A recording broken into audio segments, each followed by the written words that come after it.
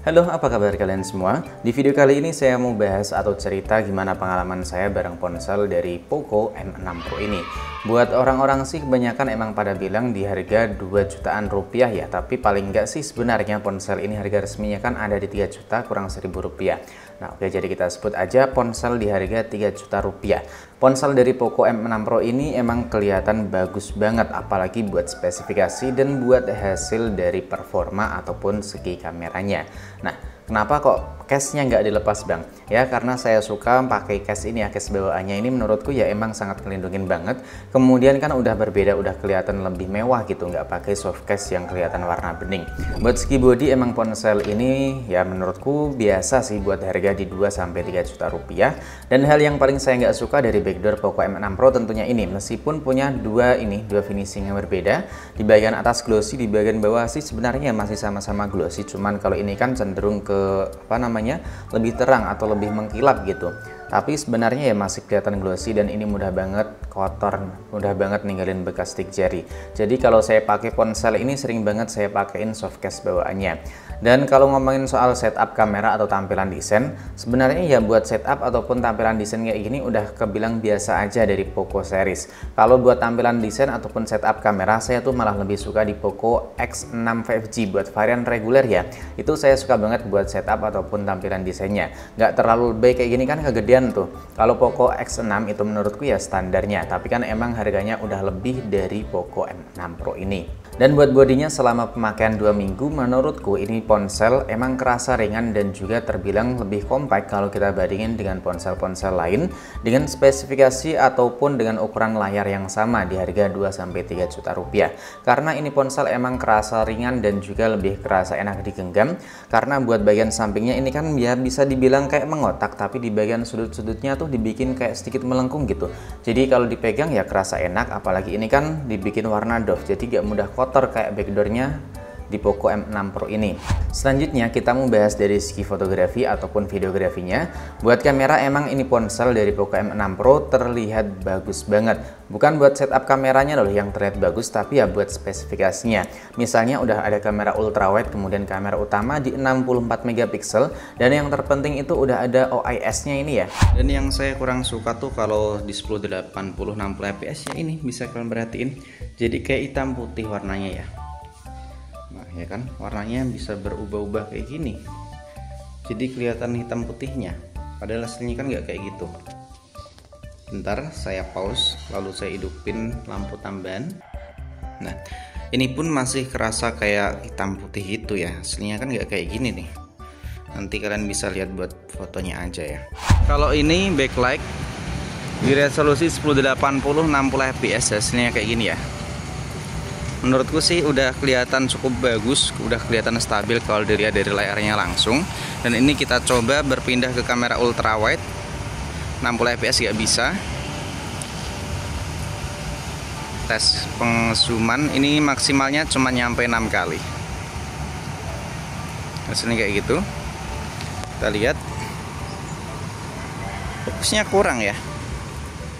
Ini di 1080 30 fps. Kita coba buat kamera ultrawide bisa atau enggak. Ternyata masih sama ya, nggak bisa berpindah ke kamera ultrawide.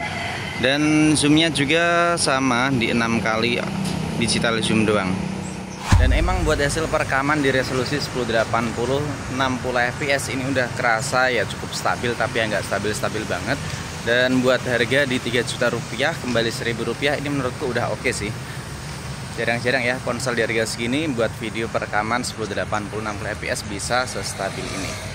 Sedangkan kalau kita pakai buat rekam di 1080 30 fps hasilnya kerasa lebih stabil dibanding 60 fps ya. Cuman ini menurutku malah lebih kerasa nge-crop kalau pakai yang 30 fps. Apa karena buat stabilisasinya gitu ya. Ini backlight hasilnya kayak gini. Tapi kalau nggak lawan cahaya hasilnya tentu lebih bagus.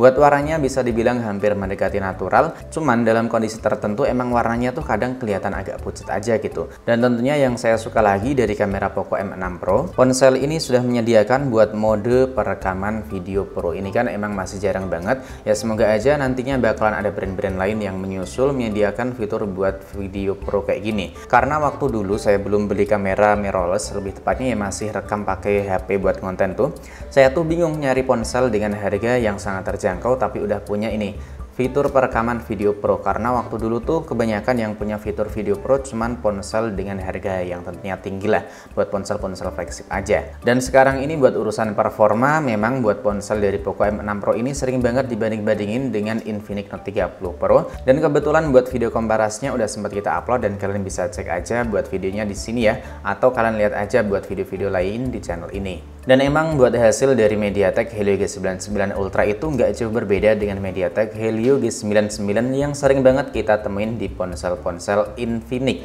Ya, kenapa kita bilangnya Infinix? Karena ya emang buat MediaTek Helio G99 itu penguasanya kan Infinix. Banyak banget tuh ponsel dengan chipset MediaTek Helio G99 yang diluncurin Infinix pada tahun 2023 ataupun di awal tahun 2024.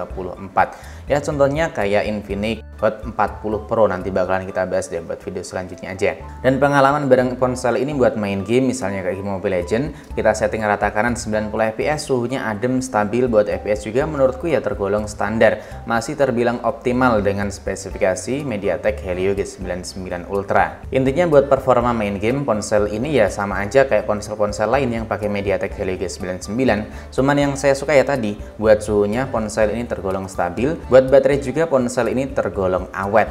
Dan yang saya suka lagi tentunya dengan harga segini, ternyata sekarang ini di tahun 2024 ponsel di rentang harga 2-4 juta, Poco M6 Pro jadi ponsel pertama dengan pengisian super ngebut di 67 watt. Ini kita ngomongin ponsel yang diluncurkan di tahun 2024 ini loh, bukan tahun kemarin. Dan yang saya suka buat layarnya dari Poco M6 Pro, tentu ini sebuah peningkatan besar buat Poco M series, karena buat bezelnya ini memang udah kelihatan itu ya, kelihatan tipis banget, bisa dibilang hampir terlihat presisi buat bezel bagian atas, kanan, kiri, dan juga di bagian bawahnya. Selain itu buat sensor sidik jari scannernya ini juga tentu udah kerasa responsif banget buat ponsel di harga 2-3 juta rupiah. Dan kalau kita pakai buat nonton YouTube atau buat scroll-scroll TikTok dan juga Instagram, tentu ini masih kerasa nyaman.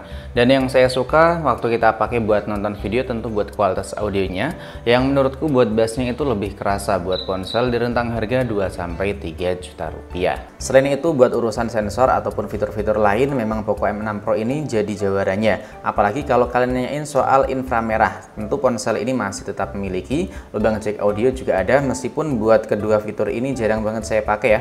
Lebih sering pakai itu handset wireless atau TWS, dan inframerah juga saya ya nggak pernah gunain sama sekali selama pakai ponsel dari Poco M6 Pro ini. Dan saya sendiri waktu pertama kali beli ponsel Poco M6 Pro, tadinya tuh saya kira kalau ponsel ini nanti bakalan hadir dengan UI terbaru ya, lebih tepatnya hadirnya tuh pakai HyperOS, pengen nyobain gitu HyperOS di harga segini, lebih tepatnya buat harga yang sangat terjangkau lah. Tapi ternyata masih pakai ini Android versi 13, tapi untungnya ya ponsel ini buat jangka panjang masih tergolong mantap banget karena punya jaminan update Android nyampe Android versi 16. Selain itu yang saya suka dari MIUI tentunya buat ini, buat apa sih namanya, pilihan tema, font, dan lain-lain itu banyak banget, dan itu bisa kita download secara gratis. Dan yang kurang saya suka dari MIUI tentunya ya ini, waktu kita pakai buat buka beberapa aplikasi bawaan itu biasanya kita nemuin iklan.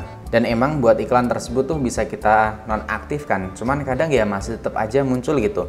Nah, entah barangkali kalian ada yang ngalamin juga atau enggak, buat opsi iklannya udah kita matiin tapi masih tetap aja muncul. Kalian drop aja ya buat pengalaman tentang seputar iklan tersebut. Dan menurutku buat pengalaman dari ponsel Poco M6 Pro selama kita pakai kurang lebihnya di 2 minggu atau kurang lebih sih 11 atau 12 hari ya. Ini ponsel menurutku emang cocok banget buat kita bilang sebagai ponsel di harga 3 jutaan terbaik di awal tahun 2024. lebih tepatnya ponsel yang baru aja launching di tahun 2024 ini. Dan masukan aja sih buat ponsel dari Poco M6 Pro, semoga buat kedepannya atau update selanjutnya Poco M6 Pro ini buat perekaman di 60 fps baik itu kamera depan ataupun kamera belakang nantinya bisa dibikin lebih optimal, lebih bagus lagi, nggak kelihatan hitam putih waktu kita pakai di kondisi low light ya. Dan kalian yang baru denger, coba deh kalian cek aja di ponsel kalian buat rekam kamera 60 fps baik itu kamera depan ataupun kamera belakang dalam kondisi yang emang kurang cahaya. Jadi buat kesimpulannya, Poco M6 Pro ini tentu cocok banget kita sebut sebagai ponsel all-round terbaik di harga 3 juta rupiah buat awal tahun 2024 ini. Tentunya buat bulan-bulan ke depan atau setelah video ini kita upload, nanti bakalan bermunculan lagi tuh ponsel di harga 3 juta atau yang setara dengan Poco M6 Pro dengan berbagai spesifikasi ataupun opsi yang lebih menarik lagi. Dan gimana menurut kalian atau pengalaman kalian bareng ponsel Poco M6 Pro? Drop aja pendapat atau cerita kalian di sini dan dukung terus channel ini dengan cara tekan tombol subscribe, tekan tombol like dan juga jejak kalian di kolom komentar. Sampai di sini dulu buat video kali ini. Sampai jumpa lagi di video selanjutnya.